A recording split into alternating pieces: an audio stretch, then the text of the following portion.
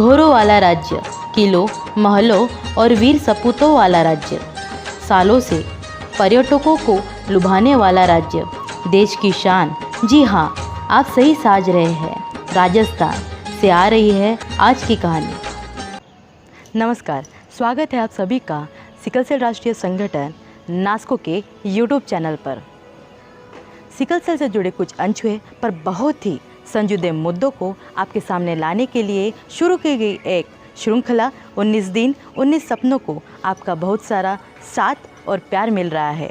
हमारे सपनों को नए पंख मिल रहे हैं, एक नई आवाज़ मिल रही है, हमारे सपनों को एक हिम्मत और हौसला मिल रहा है। इसके पहले कि मैं रूपल आज आपको एक नए विश्वास से परिचय कराऊं, हमारे YouTube चैनल के बटन को सब्सक्राइब करना ना भूलें और हमारी कहानी को शेयर ज़रूर करें। खम्मा गणिसा, मेरा नाम प्रमोद है। गुर्जर जाति से आता हूँ मैं। मेरा जिला बहुत सुंदर है, हरी भरी अरावली पहाड़ियों से घिरा, प्रसिद्ध किलों और ट्राइबल मेलों के लिए जाना जाता है मेरा जिला। शायद ही आपने नाम भी सुना होगा मेरे जिले का। मध्य प्रदेश के शिवपुरी और गुना जिले से लगा ये छोटा सा गुमनाम जिला एक दशक पहले कोटा जिले का हिस्सा हुआ करता था। एनटीपीसी का नाम आपने जरूर सुना होगा। तो एनटीपीसी का अंता प्लांट मेरे गांव से सिर्फ 4 किलोमीटर की दूरी पर है। 3 भाई और 2 बहनों के साथ मेरा बचपन शुरू हुआ। 1.5 साल का रहा हूँगा, दर्द से छटपटाने लगा था। डिहाइड्रेशन बुखार मेरा परमानेंट साथी बन गया था। गांव के बाबा, झोला छाप डॉक्टर, क्लिनिक, दवा खाने वाले, इन सभी के लिए आमदनी का जरिया बन रहा था मैं, क्योंकि हर महीने मुझे अस्पताल करीब करीब एडमिट होना पड़ता था। ग्लूकोज के बिस्किट खाने की उम्र में मैं ग्लूकोज का पानी मोटी सुई के साथ ले लिया करता था। कुछ बच्चे जब रोते हैं तब उन्हें ग्लूकोज की बिस्किट मिलती थी। मैं तो ग्लूकोज के डोज के बाद दर्द से रोता था। वैसे धीरे धीरे दर्द सहने की क्षमता बढ़ती गई। अस्पताल, बाबा, डॉक्टर, ये सब अपने लगने लगे। पेन किलर, ग्लूकोज का पानी, अस्पताल में भर्ती का ये सिलसिला चलता रहा। पता ही नहीं था किसी को बीमारी क्या है, पर इलाज चलता रहा।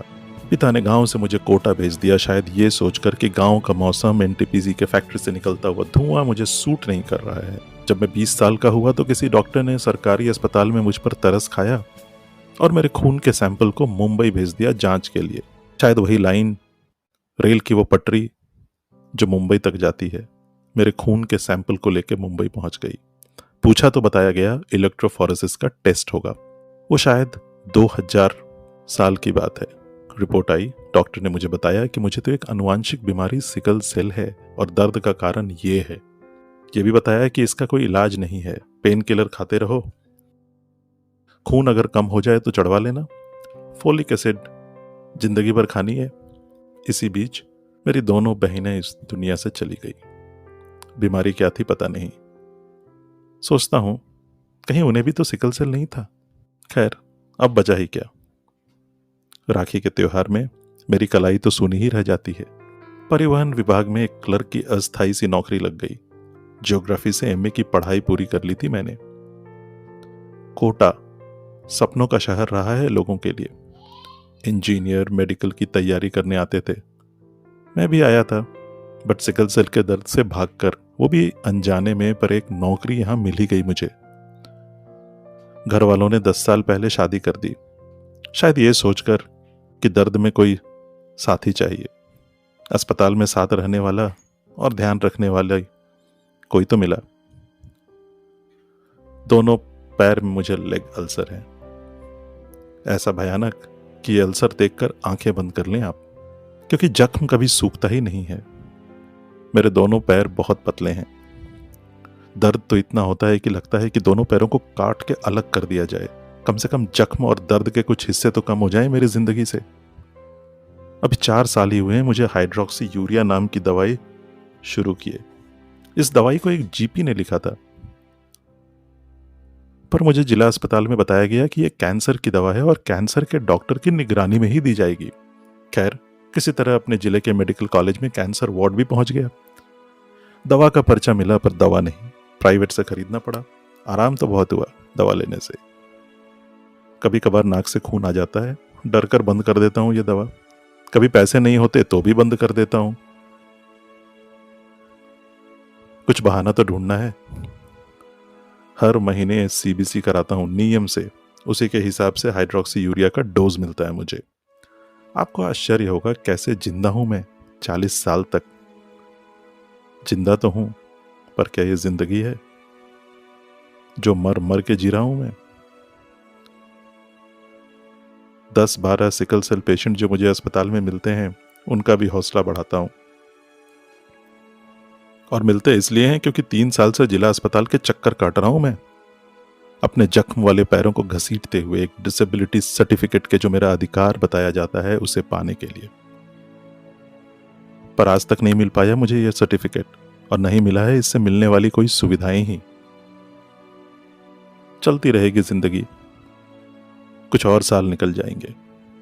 धन्यवाद आपका कि आपने मुझे सुना, मौका दिया मुझे मेरे दर्द को बांटने का।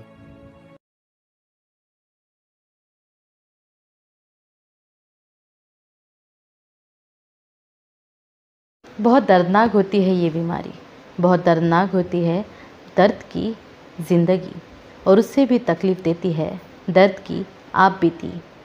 हम आपको अपना दर्द बताना नहीं चाहते, बस बताना चाहते हैं हमारा संघर्ष। आप हमारा संघर्ष कम करने में अपनी भूमिका निभा सकते हैं। शायद ही आपको पता हो हमारे ऊपर क्या बीत रही होती है। समय बदलेगा, परिवर्तन की आशाएं दिख रही है। सरकार ने प्रयास शुरू किया है, शायद दर्द पे लगाम लगे और प्रमोद जैसे योद्धा अपने शरीर को काटने की गुहार ना करें। इसी भरोसे और आशा के साथ मैं रूपल विदा लेती हूँ। कल और एक ज़िंदगी और संघर्ष के साथ मिलूँगी। धन्यवाद।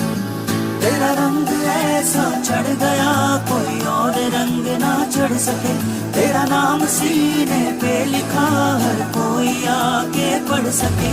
है जुनून है जुनून